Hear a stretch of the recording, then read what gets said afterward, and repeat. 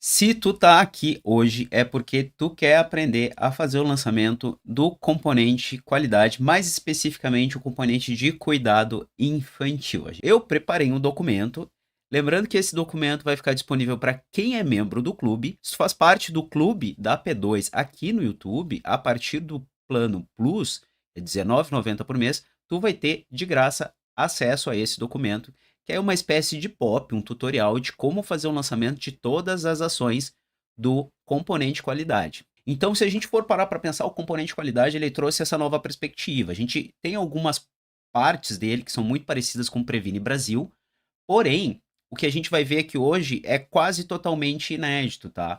Tirando o último item, que é o item da vacinação, que a gente já trabalhava com ele lá no Previne Brasil.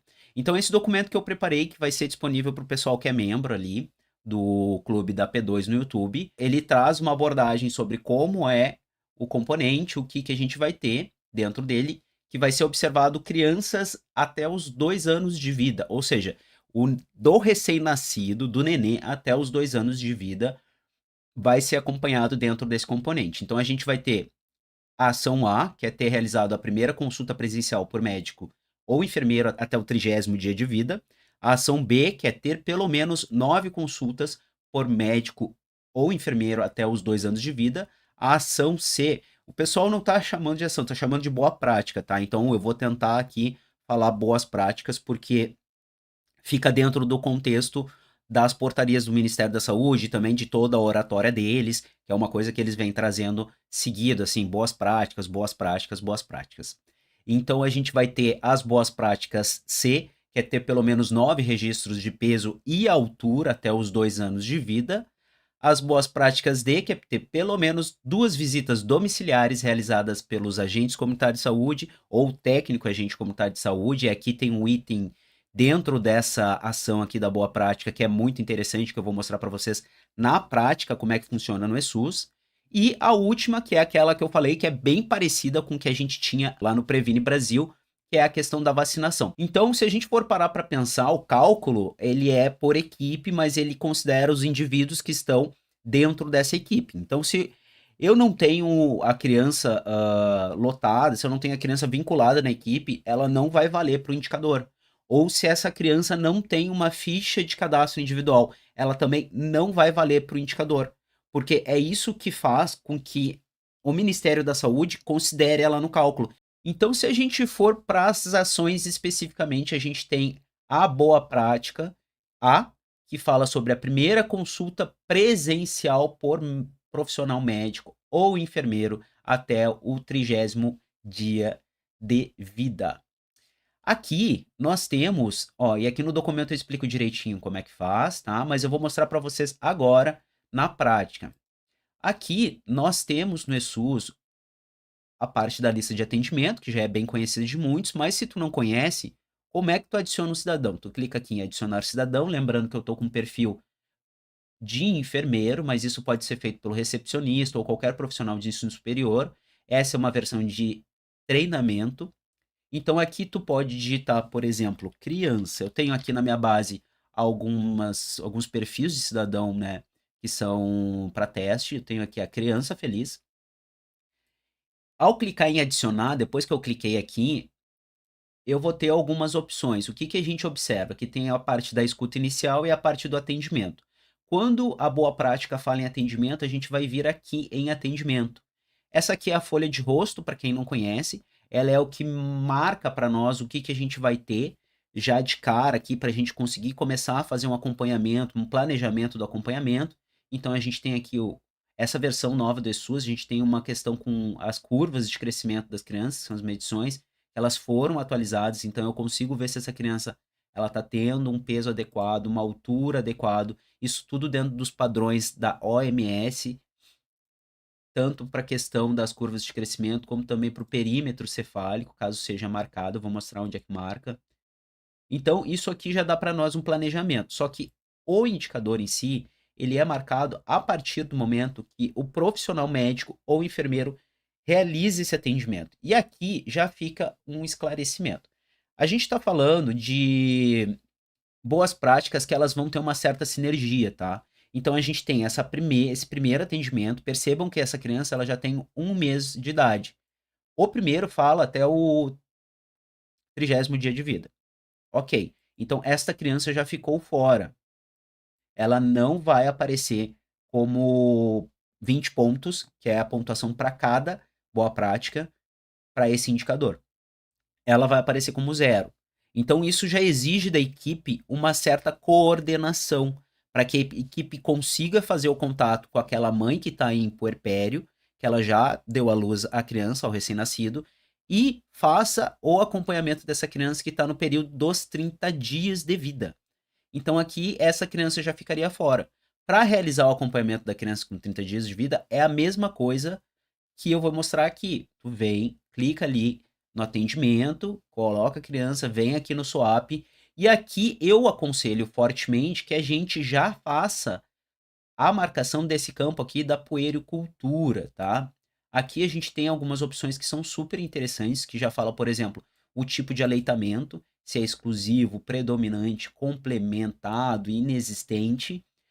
Quando a gente clica nesse campo verde aqui, que tem o ursinho, que é da puericultura, ele já vai dar para nós aqui uma espécie de CID-CIAP, tá? Que é Medicina Preventiva e Manutenção de Saúde, A98. Então, isso para nós já é um fator positivo, porque ele já vai colocar automaticamente isso. Isso aqui já é uma baita ferramenta para esse primeiro momento da primeira consulta com a criança. Não é obrigatório para o indicador ali, para boa prática, né? Para aquela primeira. Tampouco é obrigatório para outro tipo de boa prática. Mas isso aqui, digamos assim, que é uma ferramenta que vai facilitar. Óbvio que vai tirar um pouquinho de tempo, né? Mas vai facilitar o acompanhamento da criança. Vai permitir que ele seja de mais qualidade dentro do contexto da atenção primária, tá? Feito isso, vamos marcar algumas coisas aqui e a gente vai para a parte que a gente já vai juntar com um outro indicador. Porque que acontece? Se eu sei que eu tenho que acompanhar esse recém-nascido aos 30 dias de vida, automaticamente eu sei que o próximo, que é a boa prática, que tem que ter 9 consultas por médico ou enfermeiro até os 2 anos, ele já pode ser juntado com o outro, que é o quê? Dentro desse contexto das 9 consultas, eu tenho que ter 9 registros de peso e altura até os 2 anos de vida. Então, cada consulta é extremamente recomendável que seja feita a aferição do peso e altura. E como é que eu faço isso? Eu basicamente venho aqui nessa opção do objetivo que a gente tem aqui, né? Dentro do campo SWAP do atendimento. Tem um outro lugar que a gente também pode registrar, eu já vou mostrar para vocês. Eu venho aqui no objetivo e ali no campo que aparece as opções de antropometria, sinais vitais e glicemia capilar, eu expando ele e eu posso colocar o peso e a altura dessa criança. Vamos colocar aqui 60 centímetros, digamos assim. Risco de sobrepeso. Eu tenho que ter as duas marcadas? Sim, tem que ter. Lembrando que a boa prática, ela precisa que eu tenha até os 2 anos de vida o registro do peso e altura e também o registro do atendimento pelo profissional médico e pelo profissional enfermeiro especificamente. A gente vai conseguir ver, clicar aqui em atender, que já teve mais uma medição do dia de hoje e teve um atendimento dentro do contexto da puericultura. Por isso que eu digo que é interessante marcar aquele botão, porque ele também vai marcar ali que foi feito esse atendimento, que é diferenciado, né? Ele é um pouquinho mais específico assim para criança, e o card já vai estar marcado com algumas atenções ali, que são baseadas naqueles campos dos marcos de desenvolvimento infantil. Então isso aqui é legal porque ele já vai dando para nós, ó, lembra que eu falei que ele tem as curvas, ó?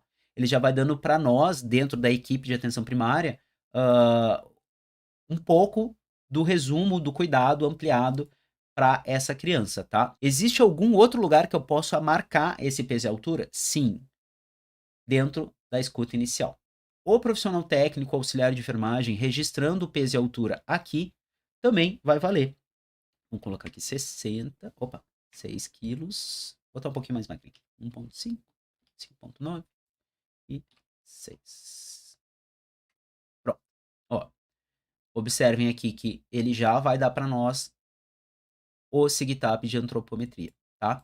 Isso para esta criança. Então, esse casal de CBO válido e mais o SIGTAP é o que faz a mesclagem de que esse atendimento vai ser válido, até mesmo dentro do contexto de escuta inicial, tá? E agora a gente vai falar sobre a boa prática D, que é 2 visitas domiciliares realizadas pelo agente comunitário de saúde. Pessoal, agente comunitário de saúde, como é feito a visita do agente comunitário de saúde? Alguns municípios têm o tablet instalado o ESUS AB Território, tá? E alguns municípios não têm, eles trabalham só com as fichas impressas, e daí o agente comunitário de saúde marca. Isso quando tem, nem sempre a Secretaria de Saúde, o posto, ele tem as fichas.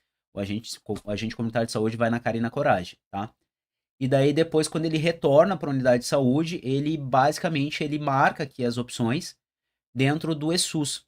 Eu vou mostrar para vocês aqui em imagem deste meu documento aqui, que pode ver que tem aqui a parte do acompanhamento do motivo da visita, que tem a opção de recém-nascido, tá? Quando a gente observa o documento original do Ministério da Saúde, ele fala sobre as fichas de acompanhamento e o que é um modelo de visita domiciliar e territorial. E aí ele frisa que o motivo da visita tem que ter marcado a opção do acompanhamento recém-nascido. Ah, mas a criança já está com 60 dias ainda. Tem que ter marcado. Ele não colocou assim que pode ser, por exemplo, criança. Tem um motivo da visita criança, vocês vão ver em seguida. Não, ele só colocou recém-nascido. Então, até que o Ministério da Saúde atualize as fichas, modifique, a gente vai marcar recém-nascido. Porque se ele está dizendo que é isso, então é isso. É básico. Então, quando eu vou e olho aqui a opção dentro do aplicativo, que pode ser usado no celular, ou do aplicativo do tablet, ele vai ter essas opções aqui, de recém-nascido, né? Que tá aqui. Vou pegar aqui. Ó. Que tá aqui recém-nascido. É bem assim que aparece. O que a gente tem que marcar é o recém-nascido. Toda visita? Toda visita. O que diz a boa prática? Boa prática diz que são quantas visitas? 2 visitas. Então a gente tem que fazer a primeira visita até os 30 dias de vida. Então é correria, sim. De novo, é que nem eu falei. A boa prática A fala que tem que ter a consulta presencial de médico ou enfermeiro. Então, se comunique. Enfermeiro já fala com a gente comunitário de saúde, já diz, ó, a mãe tá vindo aqui, ou ao contrário, vai lá, recém-nascido, a mãe já ganhou o nenê, vai lá, faz a visita e já convida para vir numa consulta aqui na unidade de saúde. Então pode ser feito isso, porque daí tu já consegue matar tanto essa parte da consulta do agente comunitário de saúde nos 30 dias, quanto também a parte da consulta da enfermeira quando a criança for para lá, né? No ESUS, como é feito o lançamento? Do ESUS, CDS, visita domiciliar. Vamos de novo. Eu tenho que vir aqui no canto, na opção CDS e visita domiciliar e territorial. É aqui que o agente comunitário de saúde vai registrar este atendimento, esta visita que ele vai fazer.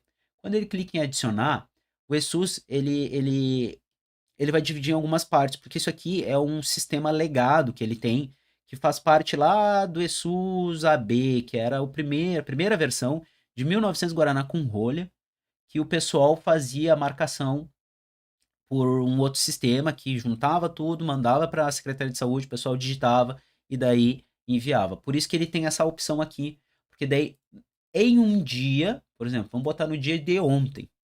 Neste dia eu consigo adicionar várias fichas. Então a lógica é mais ou menos essa, é diferente do ESUS, que eu boto atendimento, independente do dia, eu consigo marcar para lá e para cá e tal, fica bem mais dinâmico. Esse aqui ele é mais pensado dentro desse contexto das fichas, tá? Tem muito lugar que ainda usa, tá? Porque tem lugar que não tem internet ou não tem uma infraestrutura suficiente para conseguir receber o ESUS do jeito que a gente utiliza normalmente. Então, quando eu venho aqui, eu vou adicionar uma ficha. Para quem que vai ser? Para aquela criança, tá? Então, óbvio que eu não lembro de cabeça o CPF da criança, mas vamos marcar aqui que o turno foi de manhã, a microárea, enfim, o agente comunitário de saúde sabe a sua microárea, mas vamos colocar 01, o tipo do imóvel que essa criança mora. Percebam que é bem parecido com quem já está acostumado a mexer no aplicativo ou já viu, sabe que é isso aqui. Daí é obrigatório colocar o CPF ou cartão nacional de saúde, tá? Ah, mas eu não sei como é que eu pego o NESUS. Então vamos fazer. Tá vendo a busca ativa aqui, ó? Tem a opção CDS e embaixo vai ter cidadão. Se eu clicar aqui em cidadão, sim, sair da tela, eu digito criança, por exemplo.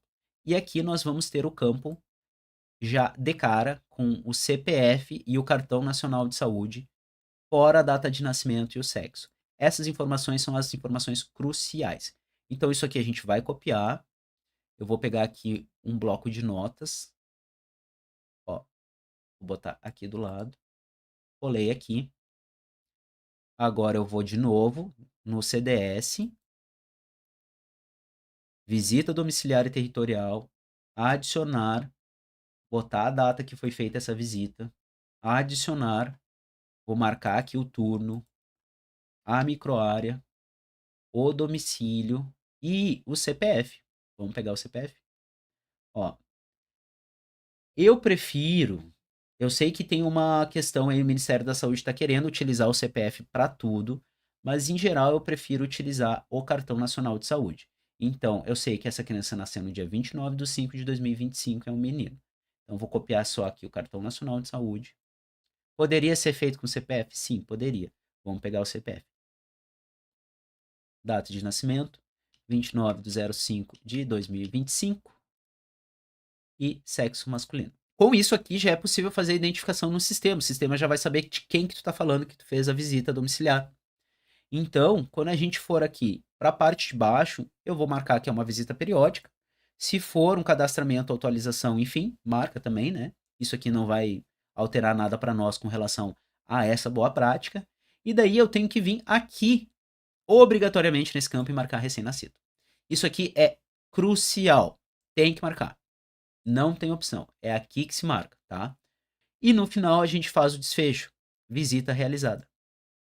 Ou recusada, enfim, a criança não estava, ausente, tá? E confirmar. Já foi? Não, não foi. Se tu deixar assim, ele não vai salvar. É obrigatório clicar aqui em finalizar registro. Se não fizer isso, tu perde os teus lançamentos. Finalizar registro. Pronto. Ah, mas eu fiz mais atendimentos. Então, tu pode clicar aqui e cadastrar novos, desde que tu clique em salvar ou finalizar registros, tá? É assim que o agente comunitário de saúde consegue fazer o registro das visitas domiciliares dentro do ESUS. A última boa prática é que fala sobre as vacinas, e são vários esquemas, vários esquemas. Eu tomei a liberdade de fazer um resuminho aqui, então a gente tem aqui a boa prática E, que são as vacinas contra difteria, tétano, coqueluche, hepatite B, infecções causadas por haemófilos, influenza tipo B, poliomielite, sarampo, cachumba, rubéola e todas as doses recomendadas. Todas as doses recomendadas. No Previne Brasil, a gente tinha uma coisa assim: terceira dose da penta e da polio. Ponto. Deu. Esse aqui é tudo. Até então, o documento oficial não dá margem. O que o documento oficial fala? Ele fala sobre qual que é o modelo de registro de vacina. Então, a gente considera o registro da aplicação de imunizantes com identificação do imunobiológico e dados da estratégia, lote, fabricante, desde que o registro seja feito por um profissional de saúde com cartão nacional de saúde identificado na Rede Nacional de Dados em Saúde. Então, aqui a gente tem um contexto interessante. Ele fala da RNDS. Lembra que o Ministério da Saúde falou há um tempo atrás que existe uma obrigatoriedade para que todos os serviços de saúde eles façam a, digamos assim, a conexão dos seus prontuários ou de seus softwares com a RNDS? Então, isso vai começar a ser cada vez mais importante. Ele não fala se tem que ser só a terceira dose, ele não fala que tem que ser, ele diz que é todas as doses. Tá? Inclusive, se a gente voltar lá em cima, a gente vai conseguir ver, né, que aparece a vacina tá aqui, ó. Ter sido vacinado contra tarará, tarará, com todas as doses recomendadas. E daí, quais doses ele recomenda? É isso que a gente vai ver. Quando a gente volta para cá, a gente tem como a gente vai conseguir fazer esse registro, e eu vou mostrar para vocês nesse uso, depois eu mostro as doses. Vacina e adicionar, aí sim eu posso realizar o registro da vacinação. Clicando aqui, vai abrir para mim toda a caderneta de vacinação da criança. Eu posso visualizar ela completa, com o calendário nacional completo, inclusive para adulto, etc, etc. Mas eu deixo normalmente desmarcado, né? E aqui, se eu selecionar uma dose, por exemplo, BCG, tá em vermelho porque isso normalmente é aplicado no hospital, mas eu poderia transcrever aqui. Mas caso eu fosse aplicar, vamos pensar na primeira dose da penta, que é um esquema. Eu clicaria aqui, BCG, aplicar, estratégia rotina, que é uma opção. O enfermeiro sabe qual que é a estratégia, óbvio, né? Mas aqui no caso seria rotina. Faixa etária. Aqui a gente tem o aprazamento, não convém agora, o lote. Qual lote? Se não tem lote, eu tenho que cadastrar um lote. Vou botar qualquer coisa aqui. Fiocruz, por exemplo. Data de validade. Vamos botar para o mês que vem. A via da administração, que vai ser intramuscular. E a opção do deltoide direito. Por exemplo, eu posso colocar alguma observação com relação ao lote, fabricante ou aquela administração em si, clico em salvar. Feito isso, eu já registrei a vacina, tá?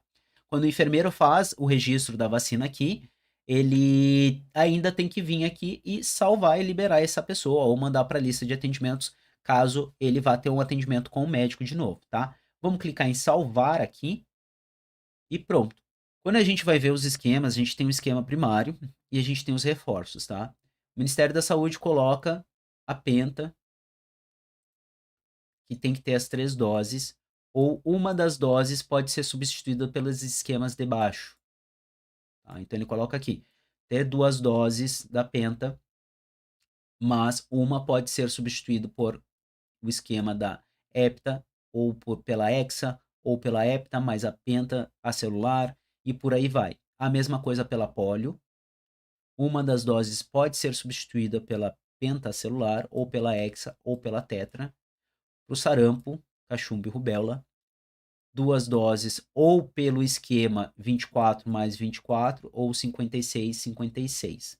Óbvio, cada uma dessas vacinas vai ser num período específico, né? A gente vai ter o lançamento, por exemplo, dessa aqui, que vai ser com os 12 meses de idade, essa aqui aos 60 dias, essa aqui os 30 dias, intervalo de 30 dias, né, no caso, que é a pneumocócita, que pode ser com as 2 doses, mas tem o substituto do lote 26, que é a 13 valente, exceto a 13 valente, no caso, né? Então, ficou muito mais complexo de entender como é que vai funcionar, o que eu posso marcar ou não. Eu recomendo o seguinte, na tua unidade de saúde, tenta seguir o primeiro esquema. 3 doses de penta, ponto, né? Porque essas outras, às vezes, a gente nem vai ter na unidade de saúde. Isso daí, às vezes, vem do laboratório particular, ou vem de um hospital, ou vem de alguma outra coisa assim, tá? Então, a princípio, como tem esse critério da RNDS, eu acredito que o Ministério da Saúde colocou isso justamente para conseguir fazer o cruzamento se essa criança já teve a vacinação feita no laboratório ou não. Porque é obrigatório agora que os laboratórios façam a migração desses dados. E além daquelas doses primárias, tem a questão do reforço, tá? Que é feito também aqui. A gente tem a DTP, a polio e a pneumo 10. Todos esses lançamentos, eles são feitos dentro do ESUS. É possível fazer dentro do calendário nacional de vacinação que eu mostrei ali agora há pouco. Então a gente vai ficando por aqui. Um agradecimento especial para quem já é membro da P2, tá? Um agradecimento para o Alfredo Gomes, para a Vanessa, para o Rafael, para a Janaína, para a Márcia Barp e para o Gedean Dias. Muitíssimo obrigado, pessoal. E assim, vocês vão ter acesso àquele documento, né? Então, que é o tutorial. Para quem já é membro do canal e para quem não é ainda, fica aí a dica. Eu estou disponibilizando para quem assina como membro a partir de R$19,90 esses documentos. Então, se tu te interessou ou quer, por exemplo, fazer treinamento com a tua equipe, quer um acompanhamento individual, entre em contato comigo. Ou se tu quer, por exemplo, que a gente pense em alguma assessoria para o teu município, eu também faço esse tipo de trabalho. Tem alguns municípios que eu faço assessoramento, acompanhamento de Diário Oficial da União, acompanhamento de outras questões como InvestiSUS, CNES, etc, etc. Certo?